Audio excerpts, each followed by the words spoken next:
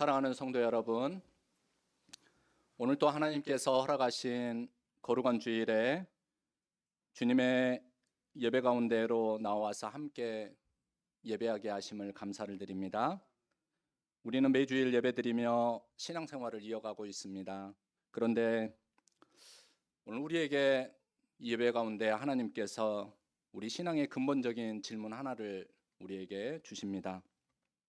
당신은 무엇을 붙들고 신앙생활을 하고 계십니까? 우리는 교회에 나와서 예배도 드리고 기도도 하고 헌금도 하고 또 자발적 봉사도 합니다. 직분을 맡아 충성하기도 합니다.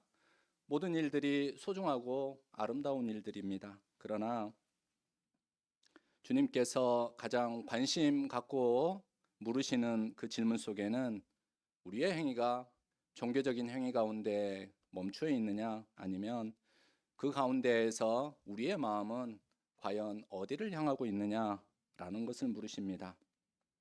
우리가 하나님께서 우리에게 물으시는 이 질문을 놓치고 산다면, 놓치고 예배한다면, 그리고 하나님께서 정말 원하시는 것이 무엇인지를 헤아리지 못하고 신앙생활을 한다면, 아무리 신앙생활이 오래되었다, 익숙하다라고 할지라도 본질을 잃어버리고 우리가 신앙생활을 할 수가 있는 것입니다. 우리가 오늘 예배를 드릴 때에도 예배의 시작이 찬양부터 시작을 하는 것 같지만 그러지 않습니다. 하나님께서 우리를 부르셨습니다 라고 하는 우리 존재를 하나님 앞에 세우는 예배의 선언부터 예배가 시작되는 이유가 바로 그것인 것입니다. 오늘 본문에는 예수님과 세리 마태와 그리고 바리새인들이 등장합니다. 이 본문의 말씀은 그냥 마태를 부르셨지라고 읽을 내용이 아닙니다. 마태를 부르시는 이 장면 속에 복음의 본질이 들어있기 때문입니다. 하나님께서 진정으로 기뻐하시는 신앙, 또 우리는 어떠한 마음으로 하나님 앞에 서 나가야 하는지를 보여주는 아주 중요한 갈등이, 그리고 고백이 이 말씀 가운데 있습니다. 본문 9절은 이렇게 시작을 합니다.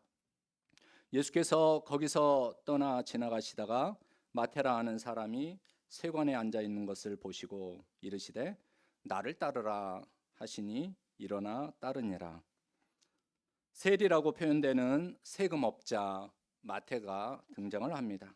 당시 세금업자는 오늘날 세무 공무원과는 전혀 다른 의미를 가지고 있습니다. 유대인들에게 세금업자는 민족의 배반자였습니다. 로마 제국을 위해 세금을 걷어 바치는 사람들이었습니다. 그들은 로마에 입찰을 해가지고 세금 징수권을 받아내어서 자기 자산도 늘리는, 그래서 그 과정 가운데에서 부당하게 세금을 걷어들여서 부유하게 살았던 권력자들이었습니다. 그래서 사람들은 이 세리들 그리고 세금업자들을 죄인 취급을 했던 것입니다. 정치적이고 도덕적이고 민족적이고 윤리적이고 그리고 신앙적으로 그들은 죄인이다라고 이야기하면서 그들은 하나님께서 버린 사람들이다라고까지 취급을 하면서 그들과 상종하지 않았습니다. 마태 역시 그러한 부류 가운데 있었던 사람이었습니다. 그러니 그의 삶은 평온하고 부유하고 좋은 일이 많았겠지만 사람들과의 관계는 무너져 내렸고, 또 그가 세관에 앉아서 행하는 많은 일들은 사람들 이야기 가운데 오르락 내리락 했을 것입니다. 또 스스로 그러한 선택을 했기 때문에 그의 마음은 더욱더 악독하게, 그리고 또 독하게, 그리고 또 자기 자신의 외로움을 다른 것으로 달래려고 다른 대안들을 찾았을지도 모릅니다. 그런데 놀라운 일이 일어납니다. 예수님께서 이러한 마태를 찾아오신 것입니다. 본문의 기록이 비록 짧지만 그 안에는 큰 은혜가 담겨 있는 것입니다. 그에게 예수님께서 찾아오셨다라는 것입니다. 예수님은 마태의 과거를 묻지 않습니다. 그러한 삶을 왜 살았는지도 따져 묻지 않으셨습니다. 먼저 네가 그렇게 살아서는 안 되지라고 그의 잘못된 행위를 회개하라고도 말씀하지도 않으셨습니다. 주님의 단 한마디는 이것이었습니다. 나를 따르라. 이 짧은 초청의 말씀 가운데 복음의 핵심이 담겨 있는 것입니다. 하나님께서도 우리에게도 하나님께서 먼저 찾아오신 것이 바로 복음입니다. 우리가 그럴 만하기 때문에 우리에게 찾아오신 것도, 우리가 그럴 자격이 있기 때문에 우리를 부르신 것도 아닙니다. 우리는 하나님 보시기에 많이 부족하지만 또 많은 죄에 대한 그런 고민 가운데에서 허물어져 있는 영역이 있지만 하나님께서는 그런 우리를 찾아오셨습니다. 그래서 사도 바울은 로마서 5장 말씀에 이렇게 고백을 합니다. 우리가 아직 죄인 되었을 때, 우리 함께 로마서 5장 8절 말씀을 함께 읽어보시도록 하겠습니다. 우리가 아직 죄인 되었을 때 그리스도께서 우리를 위하여 죽으심으로 하나님께서 우리에 대한 자기의 사랑을 확증하셨느니라. 언제 그 일을 확증하셨다고 하셨습니까? 우리가 죄인 되었을 때, 아직 죄인 되었을 때. 우리가 하나님을 사랑하기 전에 하나님께서 먼저 우리를 보셨고 사랑하셨다라는 것입니다. 우리가 하나님께 나아가려고 하기 전에 주님께서 먼저 우리에게 다가오셨고 그 사랑을 필요로 함을 아시고 그 사랑을 베푸셨다라는 것입니다. 이러한 초청을 들었을 때 마태는 계산하지 않았습니다. 생각해 보겠다고 대답하지도 않았습니다. 그의 삶을 정리한 다음에 그 다음에 따라가겠다라고 말하지도 않습니다. 그는 주님의 초청에 따랐습니다. 그리고 주님을 그의 집에 모셨습니다. 이처럼 하나님의 은혜에 사로잡힌 마태는 예수님의 부르심 앞에 단순한 따름이 아니라 바로 그의 삶을 바꾸겠다라고 하는 그 결단과 용기를 보여주고 있습니다. 그런데 이 이야기는 여기에서 끝나지 않습니다. 10절 말씀을 보니까 더욱 놀라운 장면을 우리에게 보여줍니다. 예수님께서 마태로부터 초대를 받아서 그의 집에 들어가셨고 거기에서 마태와 마태 가족만이 아니라 많은 세금업자들과 죄인들과 그 당시의 죄인들, 사회적으로 받아들여지지 않는 사람들을 죄인이라고 했습니다. 그 죄인들과 함께 모여서 식사를 하였습니다. 유대인들이 죄인들이라고 손가락질하는 그 사람들이 예수님과 함께 했다라는 것이죠. 오늘날에는 함께 식사하는 것이 자연스러운 일이지만 특별히 유대 사회에서는 식사를 함께 한다라고, 같이 앉는다라고 하는 것은 이러한 특별한 의미가 있는 것입니다. 종교적이고 그리고 사회적으로 인정받지 못하는 사람들과 함께 앉는다라고 하는 것은 큰 의미를 주었다라는 것입니다. 예수님께서는 이러한 모습을 예수님을 따르는 사람들에게 줄곧 보여주고 계시는 것이죠. 그래서 누가 충격을 받았습니까? 바리새인들이 충격을 받았습니다. 제자들에게 그리고 나서 묻습니다. 어찌하여 너희 선생은 세리와 죄인들과 함께 잡수시느냐? 그렇게 하지 말아야지. 그들은 이해할 수 없었습니다. 그들의 신앙 가운데에서 이 사람들은 철저하게 자기들의 영역 가운데 들어올 수 없는 사람, 그리고 이 사람들과 함께하는 사람은 우리가 인정하지 못하는 사람, 이러한 신앙관을 가지고 있었기 때문입니다. 바리새인들은 깨끗한 것이 무엇인지 더러운 것이 무엇인지 너무나 잘 알고 있었습니다. 열심히 공부했습니다. 신앙을 돈독해 하기 위하여서 노력했습니다. 그러면서 죄인과 의인을 구분했습니다. 그들이 가까이 해야 하는 사람이 누구인지, 멀리 해야 하는 사람이 누구인지 그들은 분명한 기준을 가지고 있는 사람들이었습니다. 그래서 그들의 관심이 무엇이었습니까?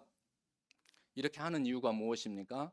자기 자신의 거룩함을 유지하기 위해서 이렇게 한 것입니다. 그러나 예수님의 관심은 잃어버린 생명을 살리는 데 있었습니다. 바리새인들은 죄인을 멀리함으로 자기 자신의 거룩함을 지키려고 했지만 예수님은 죄인들에게 가까이 가심으로 그들과 사귀고 그들과 함께 지내려고 했습니다. 여러분, 예수님과 바리새인들의 같은 시각은 무엇입니까? 예수님은 마태를 죄인이라 생각했습니다. 바리새인들도 마찬가지로 마태를 죄인으로 보았습니다. 그러나 결정적인 차이가 무엇입니까? 예수님은 죄인을 불쌍히 여기셨지만 바리새인들은 죄인을 보면서 정죄했다라는 데 결정적 차이가 있습니다. 예수님은 그들을 불쌍히 여기셨지만 그리고 그들을 찾아가셨지만 바리새인들은 죄인을 멀리했습니다.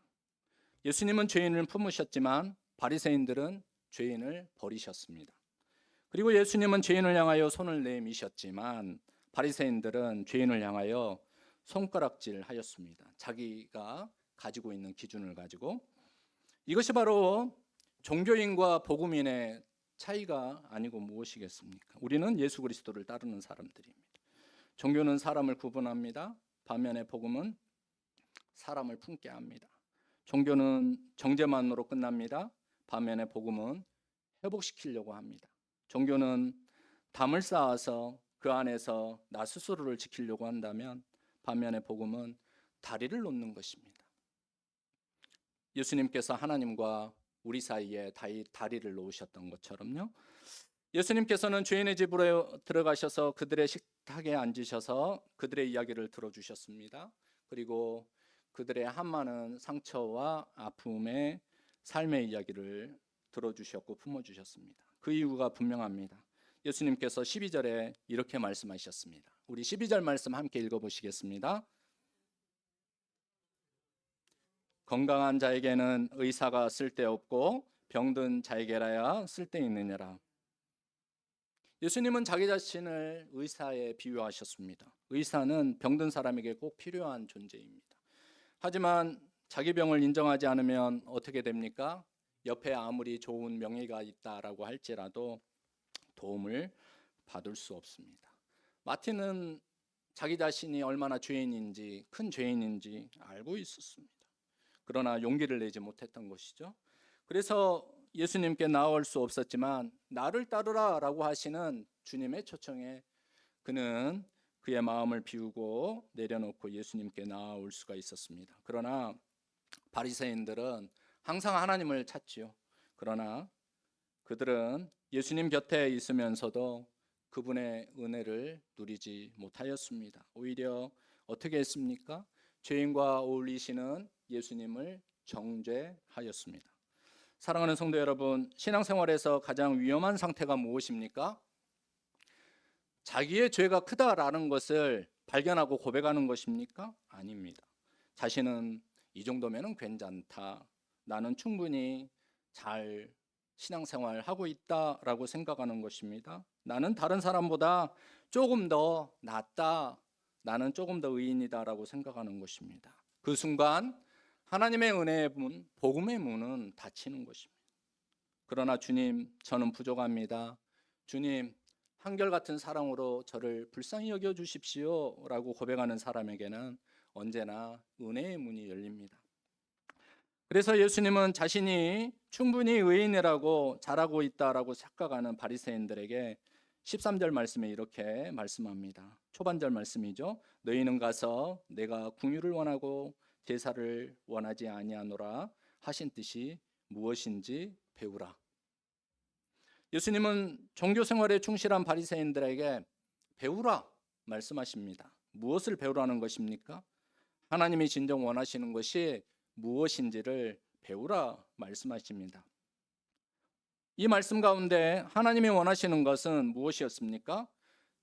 제사입니까? 아닙니다. 궁율입니다. 예수님은 오늘 이 말씀을 호세아 6장 6절 말씀에서 가지고 오셨습니다. 호세아 6장 6절 말씀 함께 읽어보시도록 하겠습니다. 나는 인애를 원하고 제사를 원하지 아니하며 번제보다 하나님을 아는 것을 원하노라. 여기서 인애는 마태복음의 궁율로 번역이 되었습니다. 원문에는 헤세드, 여러분 히브리어로 많이 들어보셨죠? 헤세드라고 하는 단어입니다. 이 단어를 호세아서에서는 인애라고 우리 한글 번역에는 번역이 되어 있고, 그리고 마태복음에서는 개정개혁판에 궁율로 번역이 되어 있습니다. 이 헤세드라고 하는 것은 단순한 동정심이 아닙니다. 상대가 잘하면 사랑하고 잘못하면 버리는 그런 사랑을 말하지 않습니다. 끝까지 책임지는 사랑입니다. 약속을 끝까지 지키는 사랑입니다. 배신을 당해도 포기하지 않겠다라고 하는 그 마음이 들어있는 것이 헤세드입니다. 그래서 학자들은 이 헤세드를 가리켜서 언약적인 사랑, 신실한 사랑, 한결같은 사랑, 포기하지 않는 사랑이라고 설명합니다. 하나님께서 이스라엘을 향하여 보여주신 사랑이 바로 이 헤세드입니다. 여러분 이스라엘 아시죠? 하나님을 배반하고 우상을 섬기고 하나님 말씀을 거역하는 것이 구약 성경에 수두룩하게 기록이 되어 있습니다. 그러나 하나님께서는 그들을 버리지 않습니다. 왜입니까? 헤세드 하나님이시기 때문입니다. 하나님이 헤세드이기 때문입니다. 변함없는 사랑을 드러내신 하나님이시기 때문입니다. 그리고 이 하나님의 헤세드는 예수 그리스도의 십자가에서 가장 분명하게 나타내 보여주셨습니다.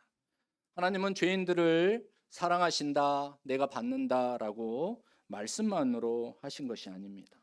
독생성자 예수 그리스도를 우리에게 보내주셔서 십자가의 희생, 그 사랑과 헌신으로 하나님의 이 헤세드를 눈에 보이는 형태로 우리에게 보여주신 것이 바로 십자가입니다.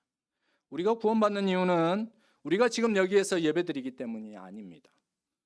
봉사하기 때문이 아닙니다. 주님의 이름으로 무엇을 하기 때문임도 아닙니다. 얼마나 더 많이 했느냐가, 얼마나 더 많이 그 시간이 충분하냐라는 게 아니라는 것입니다.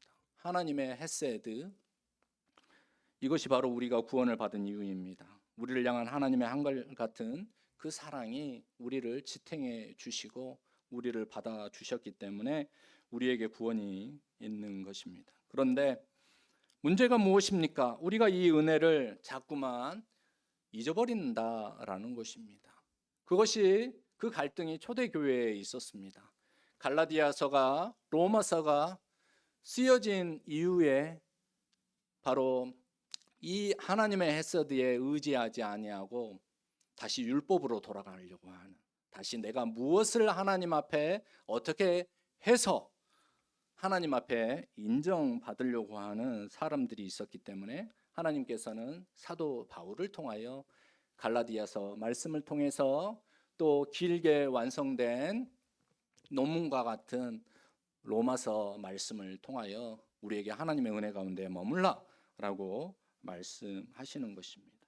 신앙생활을 오래 하다 보면은 하나님의 은혜를 잊어버린 채 바리새인의 자리로 나아가는 경우가 있습니다. 그래서 내가 드린 헌신을 붙듭니다. 내가 드린 예물을 붙듭니다. 내가 쌓아온 예배를 그리고 신앙 경력을 붙들려고 합니다. 그러면서 자기에게 세워진 그리고 자기가 얻은 여러 지식과 그리고 성경적인 그러한 깨달음을 통하여서 판단하고 정죄하고 스스로를 비교하려고 합니다. 바리새인들은 자신들의 율법과 성전의 가르침, 다시 말해서 율법과 전통, 교회 전통에 따라 거룩한 것과 부족한 것을 너무나 잘 구별해내고 거룩한 것을 지키려고 하는 사람들이었다라고 말씀드렸습니다. 그래서 그들은 율법과 전통에 정한 제사와 제물을 준비하기 위하여 최선을 다했습니다. 또 일상에서 성결례를 따라 자기 자신을 지키는 일을 통하여 하나님을 기쁘시게 하는 거룩한 사람이 되려고 힘썼습니다. 그런데 누가 이 바리새인을 향하여 그 열정과 열심에 토를 달고 다른 이야기를 할 수 있습니다. 소중한 것입니다. 하지만 예수님께서 말씀하시는 것은 그 열정과 열심을 이야기하는 것이 아닙니다. 그들의 열정과 열심 안에 하나님이 정말 원하시는 것을 담지 못하면은 어떻게 되느냐? 빈 깡통이다. 빈 깡통이 되어서는 안 된다라고 경계하시는 말씀을 하시는 것입니다. 하나님이 원하시는 것을 담지 못하는 종교적 의례와 활동에 갇혀 버린 사람들을 누구라고 합니까? 소위 무늬만 그리스도인, 그리고 그런 교인이 되어서는 안 된다라는 것을 경계하시는 말씀을 주님께서는 항상 하십니다. 성도 여러분, 예수님과 바리새인들의 차이가 어디에서 왔겠습니까? 예수님의 답을 빌리자면 그 차이는 하나님의 인애, 하나님의 긍휼을, 하나님의 한결같은 사랑을 붙들고 있느냐, 아니면 내가 드린 희생 제물을 붙들고 있느냐라는 것입니다. 누구든지 신앙을 통해 하나님의 말씀에 사로잡히면 그 말씀을 지키며 살고자 하는 열정이 그 사람을 사로잡기 마련입니다. 고귀하고 감사한 일이죠. 우리는 이러한 마음을 소중히 간직하고 또 사모해야 하는 것이 마땅합니다. 하지만 우리가 드리는 예배, 우리가 올리는 찬양, 우리가 외치는 기도, 우리가 드리는 헌금과 헌신을 붙들고 그것만을 가지고 하나님을 사랑한다라고 하다가 우리의 희생 제물이 더 중요하다는 착각에 빠질 수 있게 된다라는 것입니다. 우리는 이것을 경계해야 합니다. 우리는 거룩한 일에 참여하기에 우리는 그들과 다르다고 여길 때 우리는 우리가 가지고 있는 신앙적인 지식과 또 신앙의 양심으로 판단으로 다른 사람들을 그들이 왜 죄인인지에 대해 판단하는, 그렇게 이야기하는 근거로 삼게 되다가는 하나님 앞에 결국 나의 의로움을 드러내는 그러한 결과에 도달을 하게 된다라는 것이죠. 자신이 하나님의 말씀을 통해 선과 악을 분별할 수 있는 기준을 나만이 가지고 있다, 내가 더 많이 가지고 있다, 내가 잘 가지고 있다라고 하는 그런 착각에 빠질 수 있다라는 것입니다. 그러나 오늘 주님은 말씀합니다. 가서 배우라.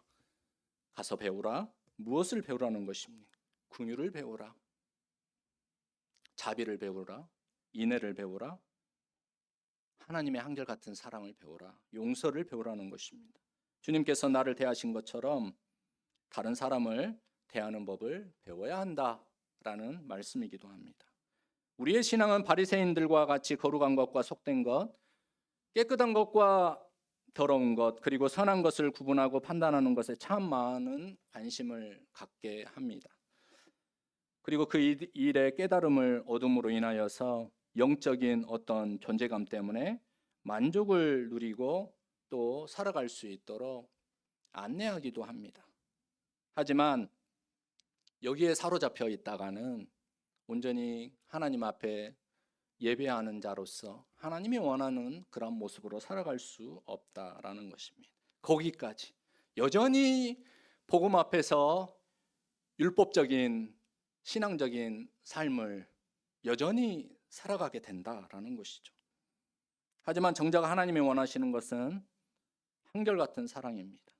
한결같은 이 사랑이 빠지면 어떠한 신앙도 하나님을 기쁘시게 할 수 없다라는 것을 우리는 깨달아야 합니다. 하나님의 한결같은 사랑을 붙들고 우리가 앞으로 배우는 것은 결국 우리를 살리는 일입니다. 우리의 영혼을 세우는 일입니다. 아무리 우리의 희생제물로 하나님을 기쁘게 하려고 노력해도 하나님이 우리의 희생제물, 우리를 위하여 희생제물로 우리에게 허락하신 아들 예수 그리스도를 보내신 이 십자가의 대속 제물만 하겠습니까? 비교할 수 있겠습니까? 그런데 비교하려고 한다라는 것이죠. 그러므로 우리는 주님의 한결같은 사랑을 붙들고 배우려고 힘써야 합니다. 이것이 우리가 살 일입니다. 이것이 우리 영혼을 새롭게 할 수 있는 열쇠입니다. 우리가 우리 자신의 희생제물을 여전히 붙들고 있다면 우리는 하나님 앞에서 우리 스스로를 조금 더 낫다라고 하는 인정함을 받으려고 애쓰는 행위가 되지만 그것은 하나님의 한결같은 사랑도 실은 복음의 제도로 앞에 서서 복음을 만나는 그 경험을 아직 못하고 있는 상태에서 우리 스스로를 그렇게 또 그런 삶이다라고 스스로를 그렇게 생각하며 살아가게 할 수도 있다라는 것입니다. 우리가 주님의 한결같은 사랑을 붙들고 배울 때 우리는 우리를 부르시고 우리에게 다가오신 주님의 사랑이 도덕도 아니고 윤리도 아니고 우리의 공적고 우리의 희생제물도 아니고 우리의 헌신도 아니라 바로 우리를 부르시는 하나님의 사랑이 얼마나 우리에게 기쁜 소식, 복음인지를 분명히 알 수 있습니다. 주님 안에 있으나 아직 복음을 경험하지 못한 성도들도 있습니다. 복음에는 하나님의 한결같은 사랑만이 역사할 뿐입니다. 성도 여러분, 우리를 살리는 것은 우리의 희생이나 희생제물이 아닙니다. 주님의 희생입니다. 우리를 구원하는 것은 우리의 열정과 우리의 열심도 아닙니다. 오직 주님의 헤세드, 주님의 한결같은 사랑뿐입니다. 그러므로 우리는 예배 속에 이 한결같은 사랑을 붙잡기 위하여 우리의 기도 가운데 하나님의 이 한결같은 긍휼과 자비를 얻기 위하여 우리의 봉사 속에 하나님께서 우리에게 베푸신 자비로움을 담기 위하여 우리의 예물 가운데 복음, 하나님의 한결같은 사랑뿐입니다라고 하는 그 고백을 담아 하나님의 은혜를 찬양하고 오직 하나님께만 영광 돌리는 그러한 심령들이 됩시다. 주님의 한결같은 사랑이 여러분의 삶 가운데 충만하시고 여러분들의 믿음과 신앙생활을 세워가시기를 주님의 이름으로 축원합니다. 다 함께 기도하겠습니다. 사랑의 하나님, 오늘 말씀을 통하여 주님께서 긍휼을 원하시고 제사를 원하지 않으신다는 뜻을 배우게 하심을 감사드립니다. 우리 안에 숨어있는 바리새인의 자리를 하나님 보게 하시고 그 자리로부터 내려오게 하시고 마태를 부르셨던 주님의 한결같은 사랑을 붙들게 하여 주시옵소서. 하나님, 우리 안에 하나님의 한결같은 사랑, 자비, 긍휼, 인애가 우리의 눈에 가득하여 이 세상도 바라볼 수 있는 힘을 우리에게 허락하여 주시옵소서. 한 주간도 주님의 사랑을 받드는 사람답게 살아가게 하시며 만나는 이들에게 복음의 향기를 전하게 하여 주시고 하나님의 사랑과 긍휼을 전하는 입술이 되게 하여 주시옵소서. 예수님의 이름으로 기도드립니다. 아멘. 다 함께 찬송가 310장으로 하나님